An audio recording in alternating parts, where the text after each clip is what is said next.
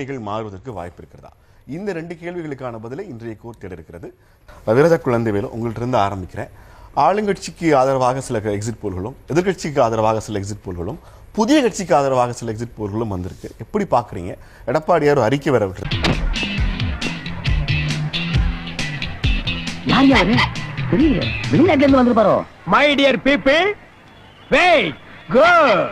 அதாவது எங்களை பொறுத்த வரைக்கும் ஒரு ஸ்ட்ராங் கேடர் பேஸ்ட் பார்ட்டி, இந்த பார்ட்டிக்கு ஒரு 54 இயர்ஸ் ஒரு ஹிஸ்ட்ரி இருக்குது. 31 இயர்ஸ் இந்த ஸ்டேட்டை ரூல் பண்ணியிருக்கோம். 2 லைன்ல பாட்டை நிறுத்துவான்னு பார்த்தா ஃபுல் பாட்டை பாடுறாடா அவன். அந்த மாதிரி தொடர்ந்து 2 முறை 10 வருடம் ஆட்சி புரிந்த வரலாறு இருக்கிறது. ஆகவே இந்த கருத்து கணிப்புகளை எல்லாம் நாங்கள் எப்பொழுதுமே ஒருபோதும் பொருட்படுத்துவதே இல்லை. அதை ஒரு பொருட்டாக நினைப்பதில்லை. அதாவது கோடிக்கணக்கான மக்கள் வாக்களிக்கிறார்கள். நீதியை நிலைநாட்ட வேண்டும், வாரிசு அரசியலை தடுத்தே ஆக வேண்டும். சித்திரகுப்தா, நீயே வாரிசின் அடிப்படையில் தான் வந்திருக்கிறாய் என்பதை மறந்து விட்டு பேசுகிறாயா? தருணம் நொடி வரை எப்படி வேண்டுமென்றாலும் மாறலாம் என்பதுதான் எங்களுடைய கூற்று, கருத்தும் கூட. காரணம், யாருமே ஒரு ஸ்டடியான முடிவு எடுத்துட்டு போய் உடனே அந்த இதை போட்டுருவாங்க அப்படின்னு சொல்றதெல்லாம் ஓரளவுக்கு தான் நிதர்சனமான உண்மையாக எந்த காலத்திலும் தெரியப்படுகிறது. ஏங்க அப்போ தொகுதிக்கு ஒண்ணு நல்லது பண்ண மாட்டீங்களா? யார பார்த்து என்ன கேள்வி கேக்குற? தொகுதிக்கு நாங்க எதுக்கு நல்லது பண்ணணும்?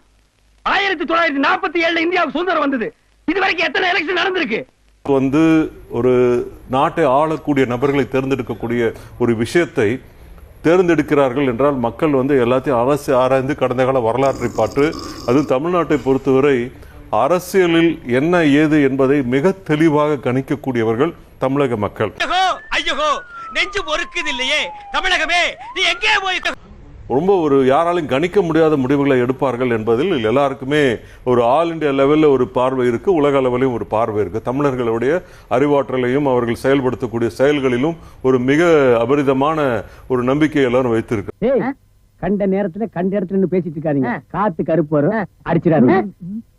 அதன் அடிப்படையில் பார்க்கும் பொழுது திமுகவை பொறுத்தவரை தொடர்ந்து 2 முறை வந்ததாக கடந்த கால அவர்கள் 74 வருட பவள விழா கொண்டாடக்கூடிய கட்சியாக இருந்தால் கூட அந்த மாதிரி ஒரு சரித்திரம் அவங்க கிட்ட கிடையவே கிடையாது. அது பண்ணையிலே இருந்து வந்திருக்கிறார் என்று சொன்னார், உண்மைதான். பண்ணையை பார்க்கிறோம், வெண்ணையை பார்க்கிறோம், எண்ணெயை பார்க்கிறோம், தொன்னையை பார்க்கிறோம், திண்ணையையும். அதன் அடிப்படையில் மிக தெளிவாக சொல்லலாம், திமுகவிற்கு இந்த முறை கண்டிப்பாக வாய்ப்பு இல்லை என்பதை மிக தெளிவாக ஒரு குறைந்தபட்ச இதுல ஒரு வெரிஃபிகேஷன் வச்சு சொல்ற வழி பார்த்தோம்னா 10 வருடம் அவங்க வந்ததுக்கான சரித்திரங்கள் கடந்த காலங்களில் எப்பொழுதுமே இல்லை.